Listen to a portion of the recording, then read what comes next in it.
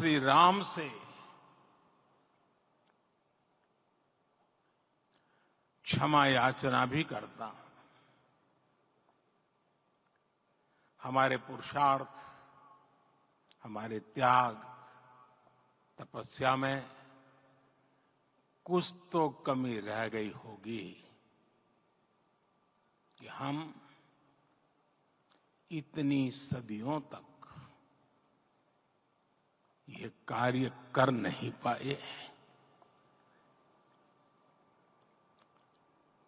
आज वो कमी पूरी हुई है।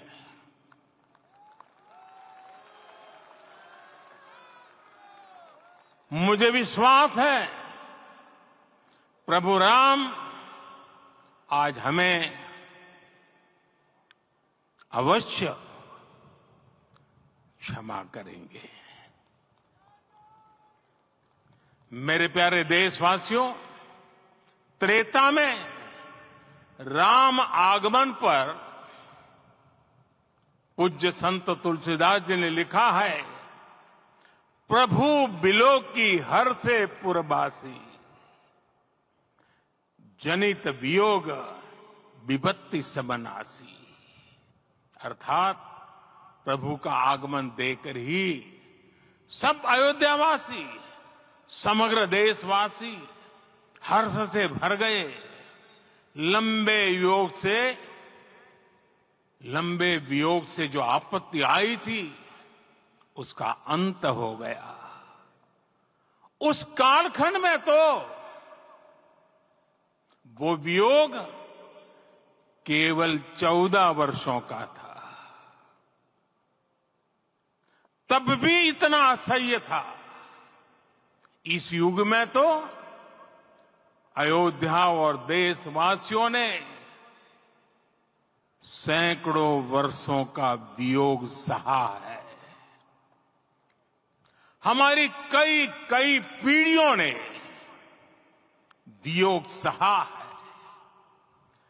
भारत के तो संविधान में उसकी पहली प्रति में भगवान राम विराजमान है।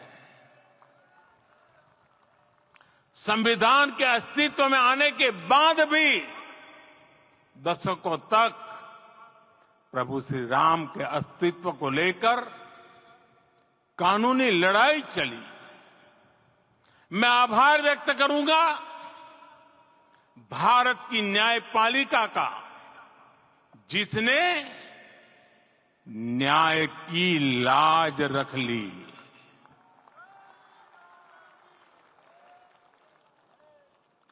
न्याय के पर्याय प्रभु राम का मंदिर भी न्यायबद्ध तरीके से ही बना।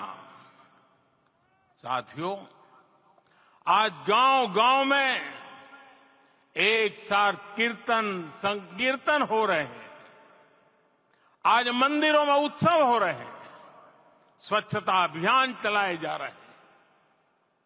पूरा देश आज दीपावली मना रहा है। आज शाम घर घर राम ज्योति प्रज्वलित करने की तैयारी है।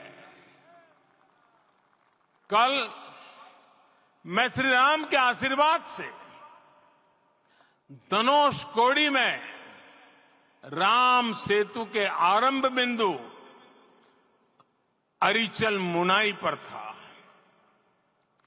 जिस घड़ी प्रभु राम समुद्र पार करने निकले थे, वो एक पल था जिसने काल चक्र को बदला था। उस भावमय पल को महसूस करने का मेरा ये विनम्र प्रयास था। वहां पर मैंने पुष्प वंदना की। वहां मेरे भीतर एक विश्वास जगा कि जैसे उस समय काल चक्र बदला था, उसी तरह अब काल चक्र फिर बदलेगा और शुभ दिशा में बढ़ेगा। अपने 11 दिन के व्रत अनुष्ठान के दौरान मैंने उन स्थानों का चरण स्पर्श करने का प्रयास किया जहां प्रभु राम के चरण पड़े थे, चाहे वो नासिक का पंचवटी धाम हो, केरला का पवित्र त्रिपायर मंदिर हो, आंध्र प्रदेश में लेपाक्षी हो, श्रीरंगम में रंगनाथ स्वामी मंदिर हो, रामेश्वरम में श्री रामनाथ स्वामी मंदिर हो या फिर धनुषकोडी। मेरा सौभाग्य है कि इसी पुनीत पवित्र भाव के साथ मुझे सागर से सरयू तक की यात्रा का अवसर मिला। सागर से सरयू तक हर जगह राम नाम का वही उत्सव भाव छाया हुआ है। प्रभु राम तो भारत की आत्मा के कण कण से जुड़े हुए हैं। राम भारतवासियों के अंतर मन में विराजे हुए हैं। हम भारत में कहीं भी किसी की अंतरात्मा को छुएंगे तो इस एकत्व की अनुभूति होगी और यही भाव सब जगह मिलेगा। इससे उत्कृष्ट, इससे अधिक देश को समायोजित करने वाला सूत्र और क्या हो सकता है।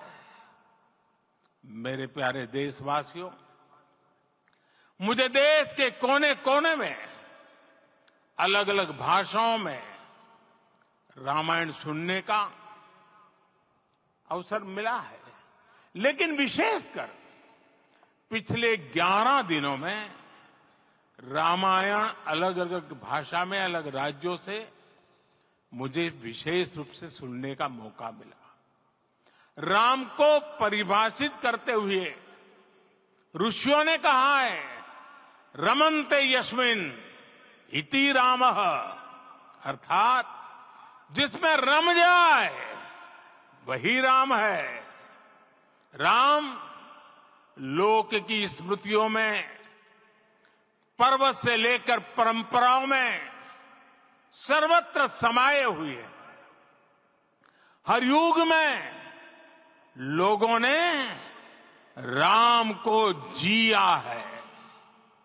हर युग में लोगों ने अपने अपने शब्दों में अपनी अपनी तरह से राम को अभिव्यक्त किया है और ये राम रस जीवन प्रवाह की तरह निरंतर बहता रहता है।